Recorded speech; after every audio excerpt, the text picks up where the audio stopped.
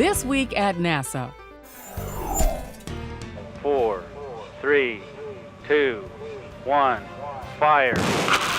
NASA's next-generation 5-segment solid rocket development motor, or DM2, was fired in its test stand at ATK's facility in Promontory, Utah.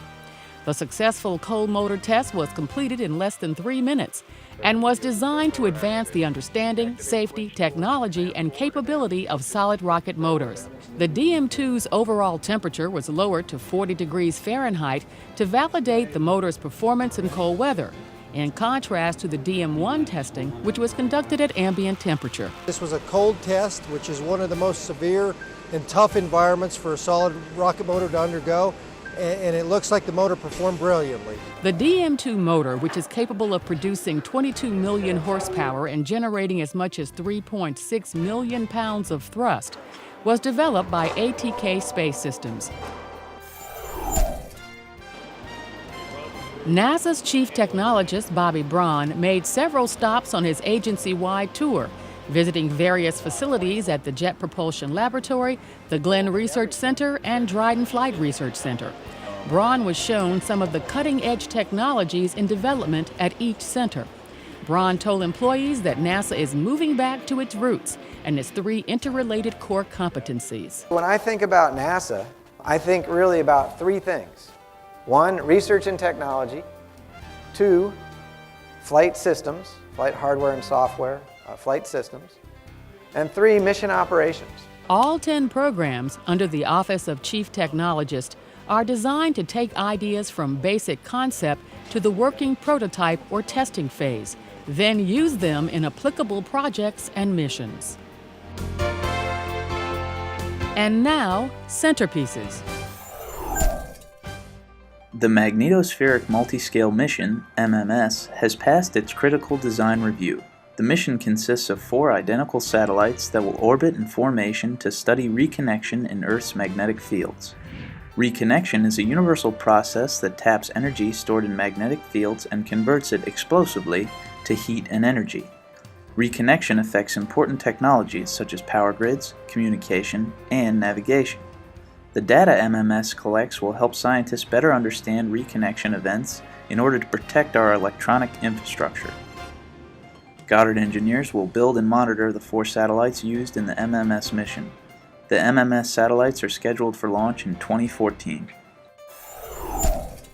To the sounds of shovels and cheers, the Glenn Research Center broke ground for a 93,000 square foot structure that'll become Glenn's new centralized office building. The 3-story space will be U.S. Green Building LEED Silver certified. Will house 300 workers and include open work areas, conference rooms, a conferencing center, and a 400-seat auditorium. This is the first new office building here on the Glenn main campus in over 20 years.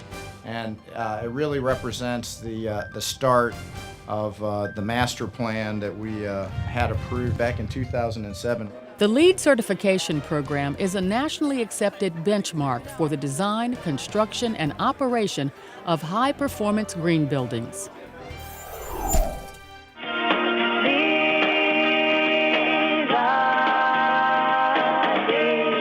Friends and families of the slumbering STS-132 astronauts picked the songs that woke them up last May. Now NASA wants you to take over its morning show DJ duties. With the Wake Up Song Contest, you can help choose the morning music for the last 2 scheduled Space Shuttle missions. Pick your favorite from a list of 40 previously played songs or submit an original space-themed composition. The 2 Wake Up songs with the most votes will be played during STS-133 and 134.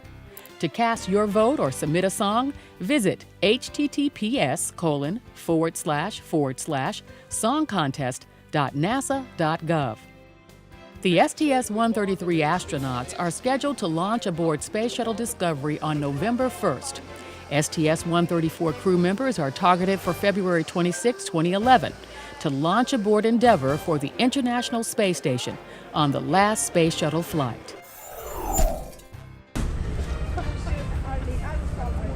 A little girl with a big heart has given NASA centers a run for their money during the Fed Feeds Families food drive.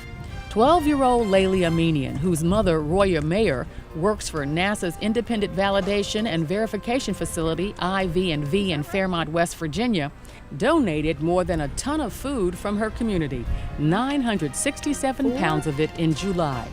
If Laylee was a NASA center, that would have put her in 6th place for the month. I got cans from my neighborhood, and I got money. And then I also got coins around my house, and I got money from my uncles and aunts and family, and my dad's colleagues and my mom's friends, and like a lot of people. And I sold snow cones in my neighborhood at our pool. She's done a phenomenal job. This is an amazing amount of food, as you can see here in the truck, for just one little girl to collect here in West Virginia. With funds she collected from friends, family, and neighbors, Laylee purchased another 1,000+ pounds of food in August. The Fed Feeds Families Drive supports food banks across the country. The winning center will be announced later this month. And that's this week at NASA.